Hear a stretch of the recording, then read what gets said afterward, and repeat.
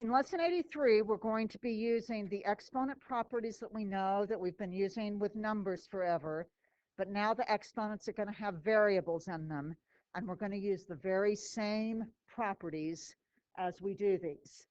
So a moment ago, I asked you to go ahead and write these properties down on your board, so help me know what I need to fill these in with. Griff, and what did you get for the first one?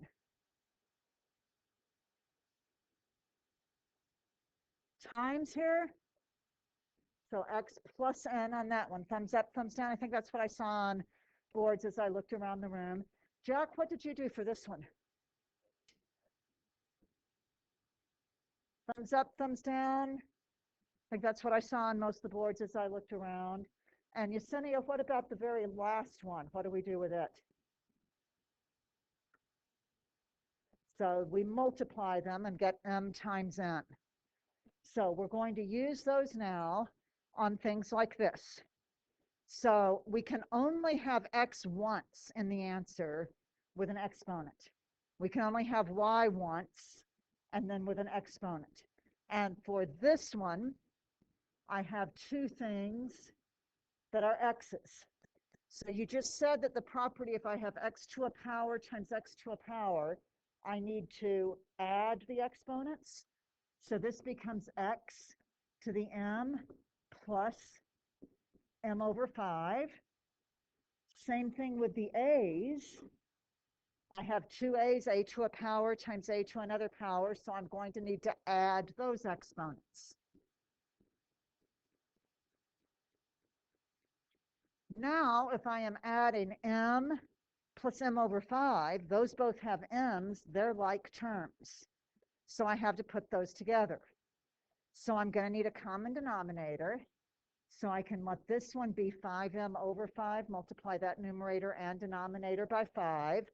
So then when I add those, 5m over 5 plus 1m over 5, I have 6m over 5. Thumbs up, thumbs down. Are we good with that one?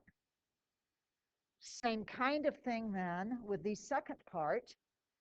3x and x over 2 both have x's, so they're like terms and they have to be put together. So I need a common denominator for them, which needs to be 2.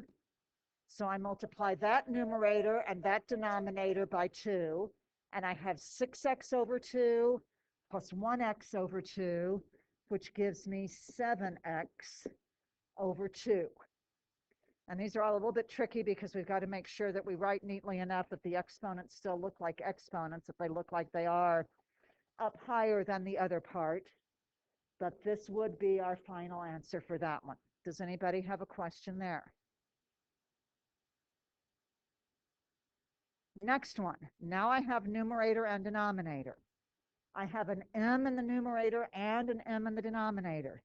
I can only have one of them in my final answer. I can't have m's both places.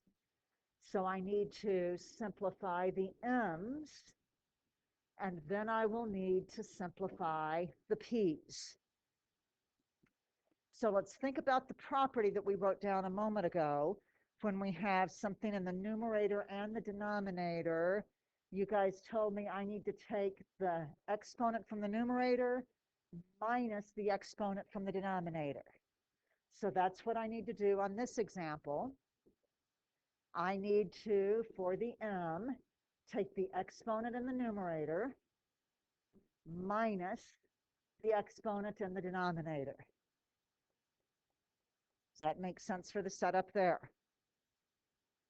Numerator's exponent minus the denominator's exponent. Same thing for the p's.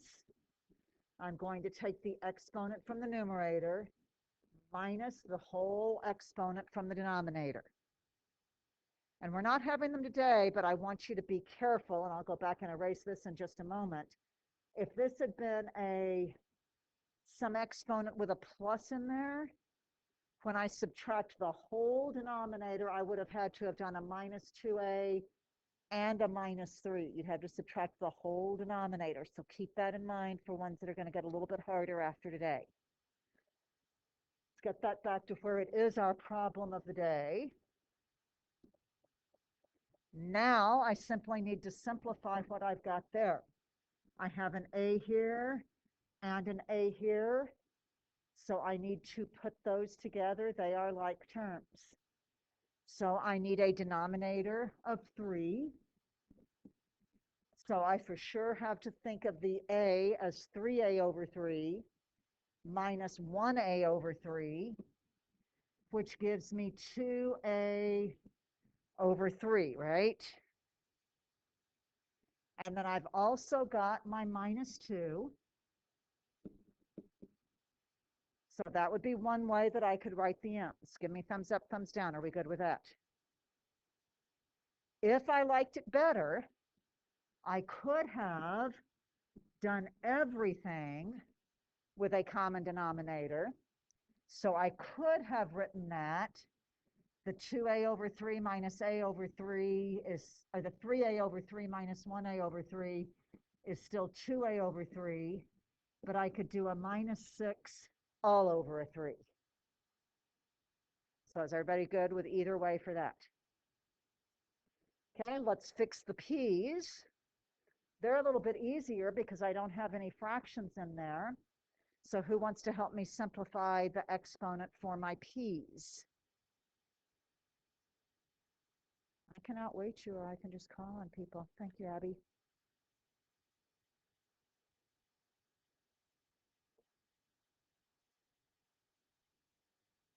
So I'm going to take the a minus 2a and get what? And so what's my complete exponent going to be?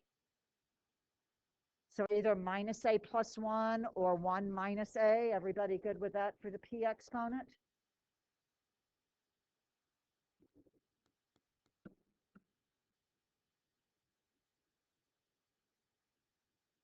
So you could write this either one of these two ways. Now I want to give you one caution.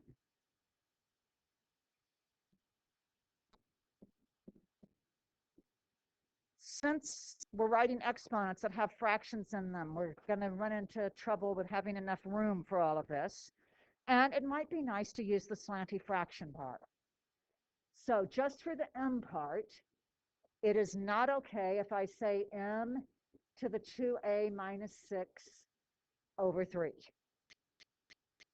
because of PEMDAS. That means m to the 2a minus just the 6 over the 3, or m to the 2a minus 2. And I know it's supposed to be 2a over 3 minus 2, not 2a minus 2. Does that make sense there? So if I want to fix it, I could do m and put parentheses around that to say 2a minus 6 all over 3, and then that is okay. So do you get that difference on there? All right, continuing on then. This one will be pretty easy. Who can tell me what I need to do with the exponents? Look at your whiteboard. I have x to a power to a power. What do I need to do with those exponents, Ethan? I need to multiply them. So what I have for this one, and we're going to at least think, write it if it helps you, 2 times the a plus 2, and for sure write x to the 2a plus 4. So that one was super easy, right? That's just to get us ready for my final example. You ready for it? And of course, it's my messiest one. I have x to a power, and I have x's in the numerator and the denominator. So I'm going to have to put a couple of the properties together on this one. With this one, all of these are x's, so I have to end up with just one x somewhere. I can't end up with an x in the numerator and another x in the denominator. So first thing I'm going to do, and I'm going to model a couple of ways you could think about this one. Regardless, I want to multiply those exponents that are on the x, right? And then I need to do the same thing with the exponents on the y. So that's going to end up being an a times all of the b plus 2. And then if I wanted to, I could wait on this x to the minus a for now. So thumbs up, everybody good to there. So then if I put my x's together, I could say x to the exponent from the numerator minus the exponent from the denominator, which lets that be x to the ab plus a for that part. And then I can finish multiplying my y exponents. So I have y to the ab plus 2a.